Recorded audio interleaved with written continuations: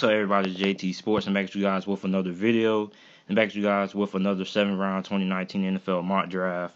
And in this video, I'm going to be doing the Buffalo Bills. Now, the Buffalo Bills, I think they're one of my sleepers going into this season because they are really improved on the offensive side of the ball. They addressed the offensive line situation. They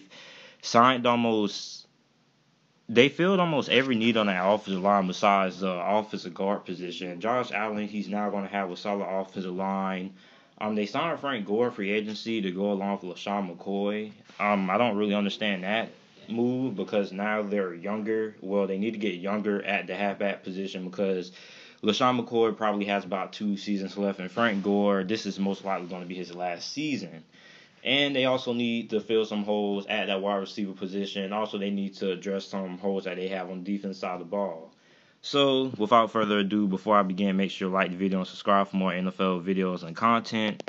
And let's get into it. So, round 1, 9th overall, I had the Buffalo Bills selecting a wide receiver DK Metcalf out of Ole Miss. Now, the Buffalo Bills, they signed Cole Beasley and John Brown in free agency, but those guys are mostly slot guys, and neither would be a good number 1 option.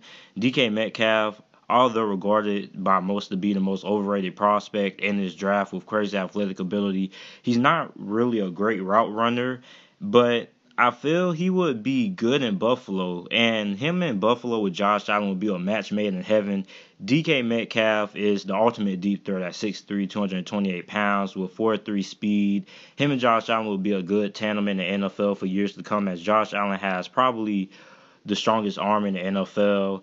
And him and DK could connect for a lot of big plays in the passing game. Now, a lot of people refer to DK Metcalf as an overrated prospect because his poor shuttle time. But what a lot of people don't realize is that he had a faster shuttle time than what Golden Tate had. And Golden Tate had a pretty slow shuttle time. And Golden Tate ended up being pretty good. And is a pretty good wide receiver in the NFL. So I'm not really concerned as DK Metcalf. I think Buffalo will be a good place for him when he gets to catch a lot of 50-50 balls and a lot of deep shots from Josh Allen.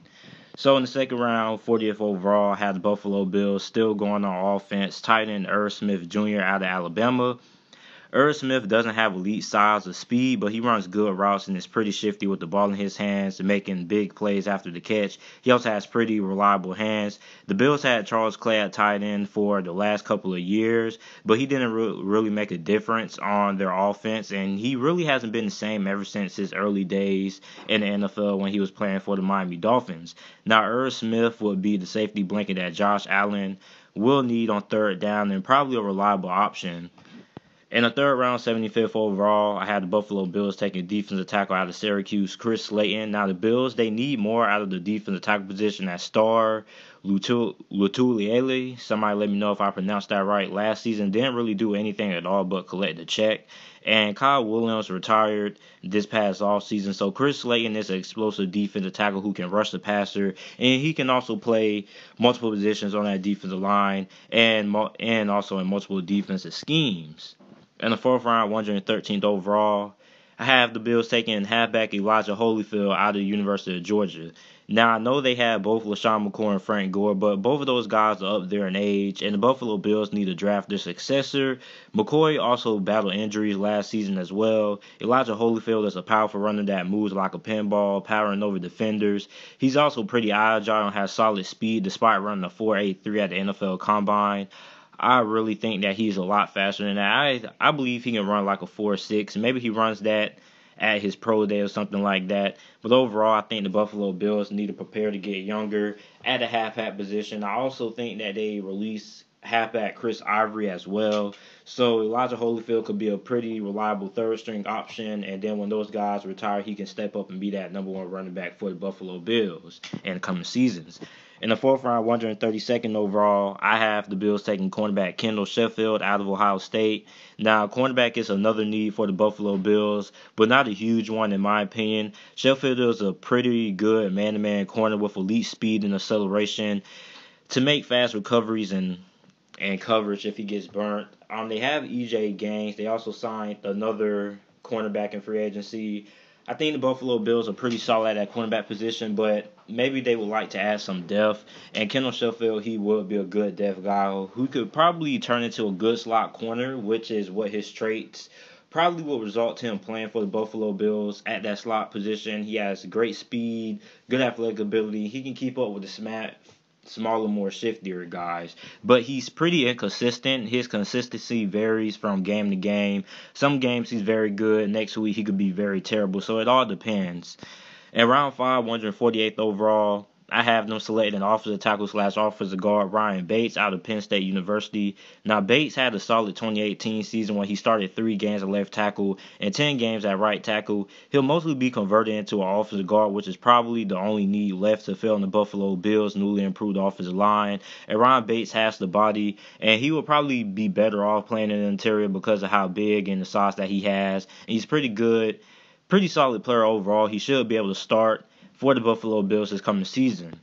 In the 5th round, 159th overall, had the Buffalo Bills taking defensive tackle Daniel Wise out of Kansas University. Now, Daniel Wise comes from a football family. His dad played. Dietrich Wise Sr. got drafted by the Seattle Seahawks in the 1998 draft in the 9th round of that NFL draft. His older brother, Dietrich Wise Jr., also plays on the Patriots. And Wise is a very disruptive defensive tackle who creates great leverage and has a fast get off the line, good hands. But the only downside of him is that he only weighs 283 pounds. He would need to add a lot more weight. He should be able to be a solid backup in the NFL and for the Buffalo Bills. In the 6th round, 182nd overall, had the Buffalo Bills taking another wide receiver, Little Jordan Humphrey from Texas University. Now, another wideout for Josh Allen who can go get the deep ball and catch those 50-50 balls. Humphrey has good size. He's a former running back. He played running back in high school with good hands, but he runs incredibly slow routes, and he's incredibly slow. He should be able to compete for a roster spot for the Buffalo Bills and then be a pretty solid outside receiver as he played mostly slot during his career at Texas. For the most part, for maybe 3 to 4 years, he probably would be a 4th or 5th string wide receiver on the Buffalo Bills or any team that he gets drafted to's depth chart. In the 7th round, 227th overall, had the Buffalo Bills selected in safety Malik Grant. Now, the Bills could add some more depth at that safety position. This guy, he should become a starter. He came from the University of Marshall, had very high production for Marshall, had over 100 tackles this past season. I believe he was first team All-Conference USA. He's a hard-hitting safety with a high motor, and he's a very good tackler.